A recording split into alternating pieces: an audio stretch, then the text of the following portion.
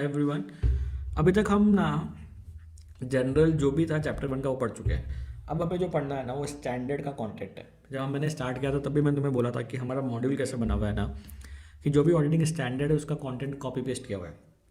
तो जो इंटर के हिसाब से इंपॉर्टेंट है वो इंटर में डाला हुआ है, और फाइनल में तो क्या होता है पूरे स्टैंडर्ड्स आते हैं। तो अभी देखो यहाँ पे इंस्टीट्यूट ने ना हमको डिफाइन किया हुआ है। एक्चुअली ये कोर्स की आउटलाइन है इंस्टीट्यूट की, जो हमारा मॉड्यूल है उसका एक पेपर है।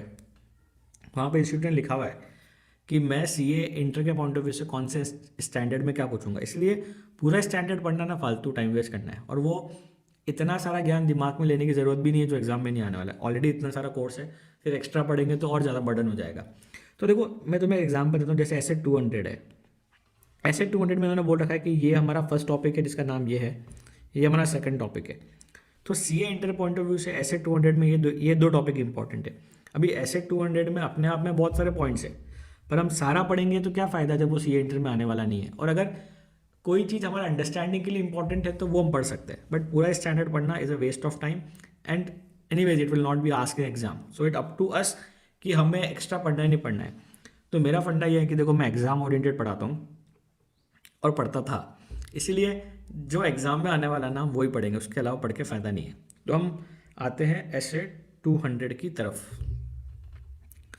सबसे पहले ना मैं कॉन्सेप्ट हमने पढ़ा था अश्योरेंस क्या होता है वो रिवाइज करवा देता हूँ, क्योंकि है ना वो मुझे काम आने वाला है। तो मैंने एग्जाम्पल दिया था, तुम्हें याद आ रहा है कि मैंने क्या एग्जाम्पल दिया था? याद आया कि जैसे तुम्हारा ये ब्लड है, तुम बीमार हो गए हो, हुए नहीं हो मतलब मान लो कि तुम अगर कभी होते होंगे, तो ये क्या है ना सब्जेक्ट मैटर है।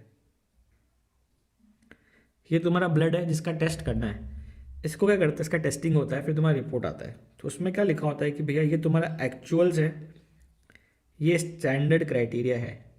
एक रेंज लिखी हुई आती है कि अगर ये उस रेंज के बीच में फॉल हो रहा है ना तो ठीक है, पर रेंज के बाहर जा रहा है तो हम बोलेंगे कम है ज़्यादा है। उसके बाद में यहाँ फाइंडिंग लिखी जाती है।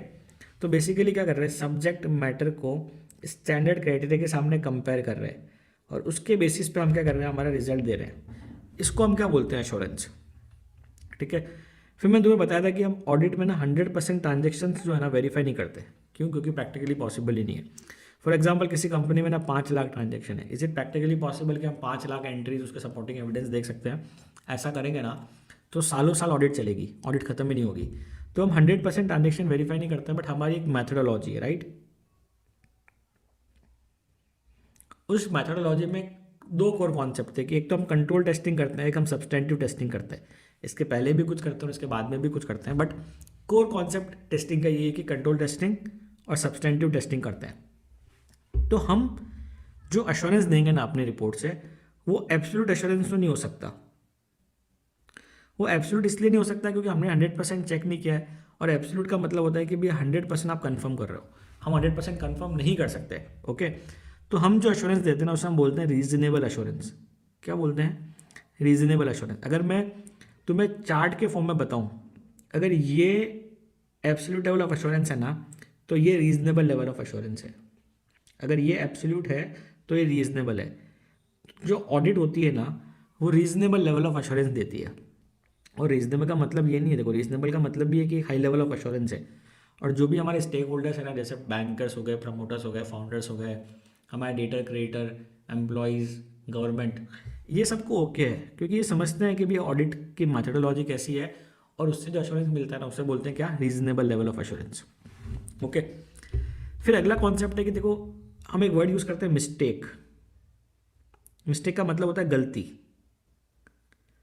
इसे हम ऑडिट में बोलते हैं मिसस्टेटमेंट। क्या बोलते हैं? मिसस्टेटमेंट। तो इन जनरल पूरी ऑडिट पढ़ते टाइम कभी भी अगर मैं बोलूँ कि मिसस्टेटमेंट, इसका मतलब है गलती है। अब ऑडिट में देखो 2 तरह की गलती हो सकती है। एक गलती तो होगी नंबर की, कि नंबर दिखाना था 10,000, तुम दिखा रहे हो 5,000। ये गलती है कि नंबर गलत है। पर देखो फाइनेंशियल स्टेटमेंट पर्सपेक्टिव से क्या होता है ना, कि जैसे अकाउंटिंग पॉलिसी दिखानी है, कुछ डिस्क्लोजर रिक्वायरमेंट है, कंपनीज एक्ट में कोई डिस्क्लोजर रिक्वायरमेंट है, अगर वो नहीं दिखाया ना तो ये भी गलती है। तो जब भी मैं बोल रहा हूँ मिसस्टेटमेंट है, it can be A misstatement of A number और मिसस्टेटमेंट ऑफ एनी डिस्क्लोजर, या फिर कोई रिक्वायरमेंट है किसी लॉ की या रेगुलेशन की जो मैंने उसके अकॉर्डिंग नहीं किया है। ओके। अगर मैं बोलूँ मटीरियल मिसस्टेटमेंट, मटेरियल का मतलब होता है बड़ी। अगर मैं बोलूँ मटेरियल मिसस्टेटमेंट, उसका मतलब क्या है? बड़ी गलती। देखो ये एक जो वर्ड है ना, ये मटेरियल मिसस्टेटमेंट, ये अपने आप में ना एक अलग कॉन्सेप्ट है जिसको मैं आगे जाके एक स्टैंडर्ड में कवर करूँगा डिटेल में। पर क्योंकि अभी हम स्टार्टिंग कर रहे हैं और यहाँ पे हमको सिर्फ एक बेसिक अंडरस्टैंडिंग चाहिए, इसलिए ये काफ़ी है कि जब भी मैं बोलूँगा मटेरियल मिसस्टेटमेंट का मतलब है कि कोई बड़ी गलती है। अभी एक एग्जांपल देता हूँ कि मान लो रिलायंस है, रिलायंस का टर्नओवर है साल का 5 लाख करोड़ का। अभी 5 लाख करोड़ में मान लो कि 1 करोड़ की मिस्टेक है। 5 लाख करोड़ के सामने 1 करोड़ क्या ही है। अभी ये 1 होता, 2 होता, 5 होता, 10 होता, 15 होता, 50 तक भी होता ना, तो कुछ फर्क नहीं पड़ता। लाइक 5 लाख करोड़ में 50 करोड़ भी क्या है? It's not a material value. But अगर मैं बोलूँ कि अमाउंट 500 करोड़ है, देन आप बोलोगे कि ओके 5 लाख करोड़ से, but still 500 crore is a material value. Okay, तो ये हर ऑडिट में number depending on the client ये वेरी करता है कि किस अमाउंट को हम मटेरियल मानेंगे, किस अमाउंट को हम मटेरियल नहीं मानेंगे। पर अभी हमारे अंडरस्टैंडिंग के लिए ये माइंड में रखना है कि मटेरियल मिसस्टेटमेंट का मतलब है कि कोई बड़ी गलती, कोई छोटी मोटी गलती नहीं है, कोई बड़ी गलती है। क्लियर है? चलिए अभी हम आगे बढ़ते हैं एसेट 200 में, एसेट 200 के ऑब्जेक्टिव की तरफ। ऑब्जेक्टिव का मतलब होता है गोल।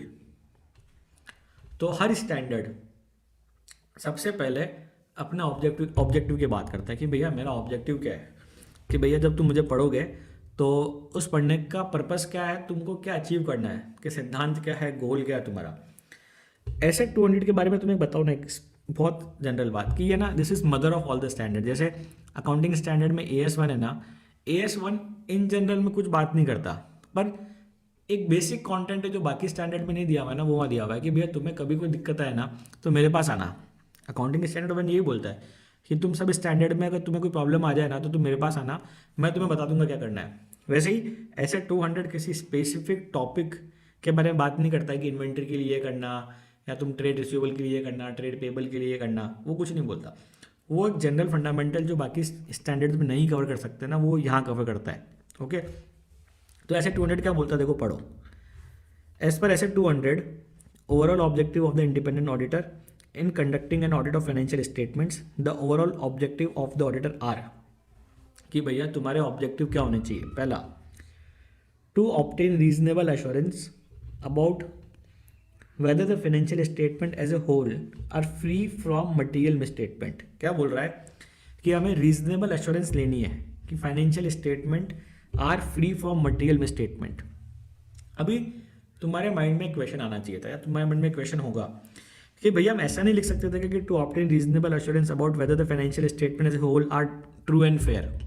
देखो लिखने में हम ट्रू एंड फेयर लिखते हैं तो भी वही बात थी जो इससे आ रही है कि that free from material misstatement.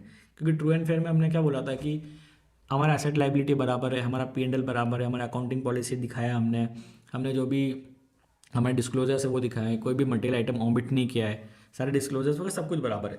तो डायरेक्टली इनडायरेक्टली मीनिंग वही है, बट उसमें प्रॉब्लम ये थी लिखने में कि ये जो वर्ड है ना ट्रू एंड फेयर कहीं लीगली डिफाइंड नहीं है, किसी एक्ट में डिफाइंड नहीं है। तो मैं अगर मैं अपने ऑब्जेक्टिव में लिखता ना, then I will need to define it somewhere ना, कि भैया मैं बोल रहा हूँ ट्रू एंड फेयर उसका मतलब क्या है, और जब किसी एक्ट में डिफाइन नहीं किया हुआ तो मैं स्टैंडर्ड में कैसे लिखता। इसलिए ऑडिटिंग मेथडोलॉजी के पॉइंट ऑफ व्यू से the technical word is the financial statement are free from material misstatement. हम पूरा कोर्स पढ़ेंगे ना, यहाँ पे भी CA फाइनल में भी, जब तुम किसी बिग 4 में जाके भी काम करोगे ना, you are going to use the same word कि हमें इंश्योर करना है या हमें एश्योरेंस लेनी है कि financial statement are free from material misstatement. Okay, अभी उसके बाद में क्या है कि ऐसा नहीं है कि हमने ये इंश्योर कर लिया कि हमें एश्योरेंस मिल गया कि मान लो फाइनेंशियल स्टेटमेंट फ्री है तो बैठ जाएंगे भाई कोई आएगा तो बता देंगे, ऐसा नहीं। हमें उसको रिपोर्ट करना है, to report on the financial statement and communicate as required by the SA in accordance with the auditor's finding. अभी देखो मैंने यहाँ पे ना पिक्टोरियल फॉर्म में दिया है कि इन केस कभी गलती से इंस्टीट्यूट एग्जाम में पूछ ले कि state the objective of asset 200 तो कैसे याद रखेंगे।